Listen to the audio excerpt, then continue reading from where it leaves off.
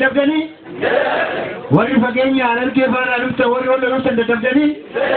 dhaloota wal argattanii dadhabbii waan hin jirreef haasaa warra lixaatiin inni isin hin gaa isaa wajjiniin.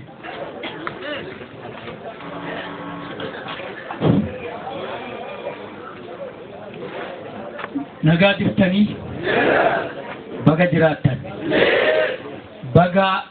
Oromoof Oromiyaaf dhalattan eeyyee kanniisi gaagura tokko isin immoo ilmaan abbaa tokko seenaa keessatti biyya osoo uummata biyya qabuu ummata seenaa qabu seenaan isaa cabee aadaan isaa badee duudhaan isaa badee sirni isaa jalaa caccabee gara itti adeemu wallaalee osoo biyya qabu biyyarraa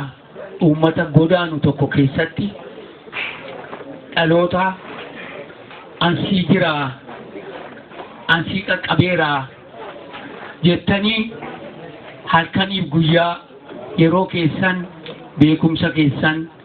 dandeettii keessaniin wal ijaartanii biyya ijaartanii sadarkaa kanaan ga'u keessaniin ofii keessanii ayyaanni dhaloota abbaa Oromoo yoomiyyuu taanaan seenaa keessatti isin yaadataa akka jiraatu bartanii isinillee ofii keessanii immoo gatii guddaa akka qabdan hubattanii baga kanaan geessan isiniin jedha. eeyyee kun waan salphaa miti ifaajjii hedduu dhaloota baay'eetu itti wareegama seenaa baay'ee keessa dhalooti kun itti caccabee itti daddabee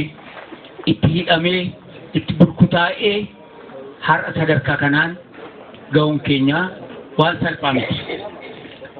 maaliif yoo jettan yeroo tokkoni waa iddoo tokko waa argee qamalee tokkotu qamalee baay'ee keessa dhufteeti warri qamalee suni hurufa keessaa bishaan dhugu yeroo isaan bishaan dhuganii dhuftee ilaaltee a'aa jette maal jennaan ani hurufa kana keessaa bishaan hin dhuguu jetteen maal akkam taatare lakki anoo galaana guddaan barbaaddadhaa galaanarraan dhaqee bishaan dhugaa jetteen booddee keessaa maalli lakki numa biraa dhugii nuunoo kanuma dhugnee moonaa jiraanna maal taate ati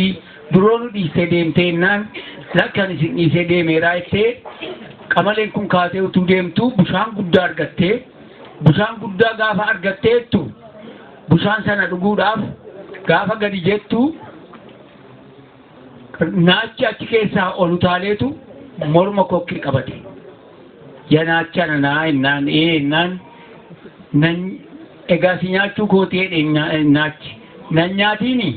sira hedduun booddeedhaa qaba kottu isaanii wajjin na nyaachuu kee wayyaa yoo na nyaatte